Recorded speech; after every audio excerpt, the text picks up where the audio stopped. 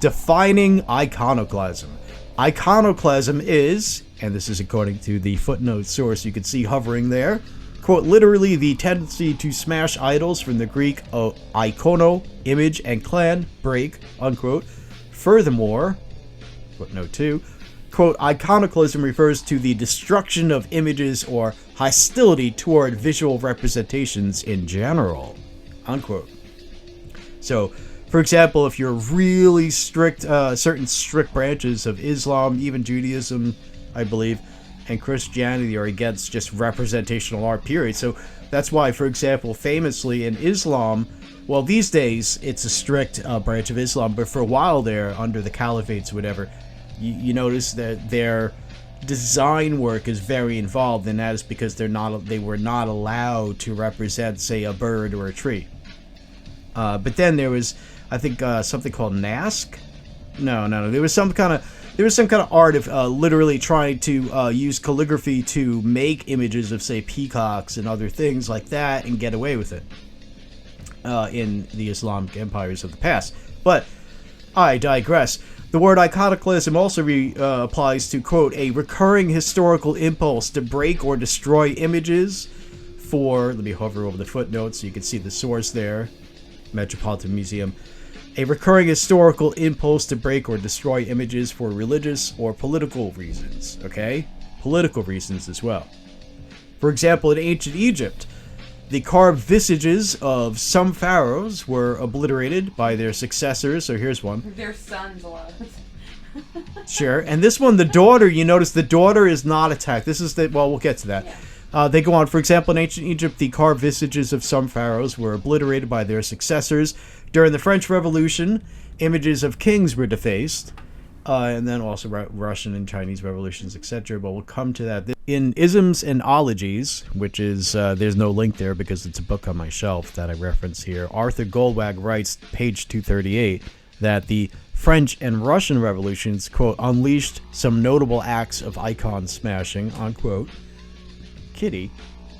Mao's Cultural Revolution in China, China's communist dictatorship, involved iconoclasm of an entire culture back thousands of years.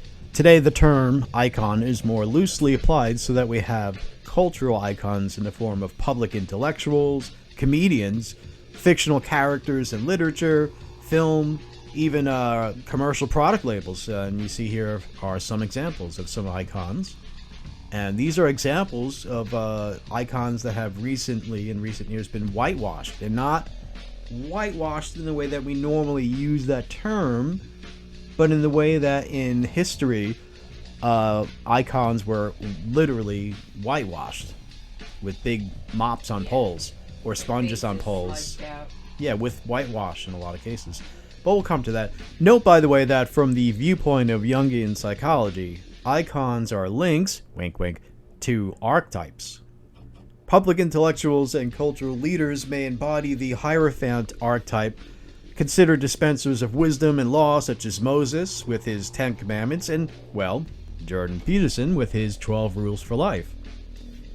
Comedians channel the fool archetype, also known as the trickster, and so does Peterson, to be fair, in his refusal to play by the rules of oppressive authority on the issue of compelled speech.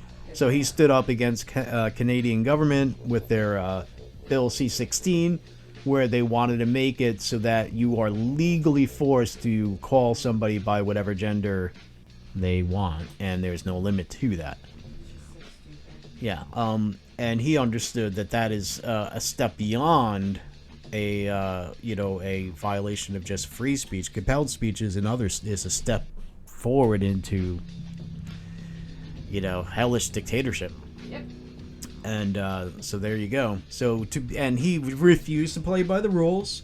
And guess what happened? They did everything they could to ruin him. And look, he's now a icon himself. Both the fool icon and the Hierophant. So, if you know what I'm talking about here, folks, here's the classical Rider-Waite tarot deck, and here's the Hierophant card. And he's a dispenser of wisdom. You can see he's very Pope-like. He's got, all the stuff there.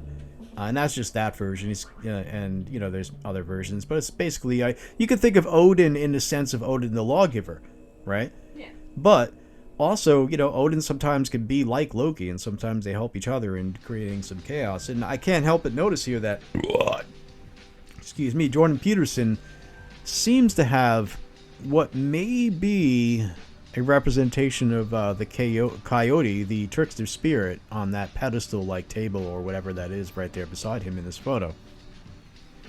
So I'm not sure if that's what that is, but there you go. In the original sense of the word, icons are depictions of the sacred. In some cases, an icon is considered to be a miraculously created image and is accorded special veneration. Hi, YouTube won't let me upload videos longer than 15 minutes long unless I give them my private identification and telephone number, and I don't trust YouTube or Google, their parent company, because of what they've so far been caught doing. This 15-minute limit may change in the future, but at least for now you'll have to see my videos on alternate platforms. You'll also see the Culture War Encyclopedia website. See the link below for that. Thank you.